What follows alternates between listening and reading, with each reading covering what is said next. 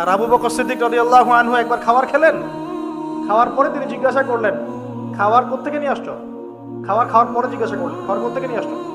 তার দাস বলছে, আমি জাহিলি যুগে গণকি কাজ করতাম, ওই যে জ্যোতির্বিদ্যা, হাত দেখে দেওয়া, বুঝেন না, গণকি কাজ করতাম, সেই গণকির একটা পয়সা পাইতাম, বাকি ছিল, ওই টাকাটা দিয়েছে আজকে আমাকে, ওইটা দিয়ে আজকে খাবার কিনেছি। আবু বকর রাদিয়াল্লাহু আনহু বলে, আমাকে তো ধ্বংস করলা, তুমি আমাকে ধ্বংস করে ফেললা।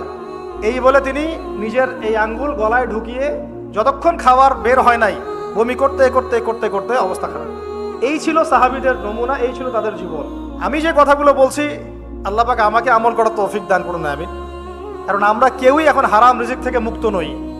আপনি ইগোতে নিয়েন না কথাটা, আমি কেউই হারাম রিজিক থেকে মুক্ত নই। মনে হচ্ছে যে হ্যাঁ, আমি তো হারামে যাই না, আমি তো ব্যবসা করে খাই, ইত্যাদি ইত্যাদি। সূক্ষ্মভাবে কোথায় কোথায় সুদ আর দুর্নীতি আর মাপে কম আর চগল ঢুকে গেছে, আপনি বুঝতেই পারতেছেন না।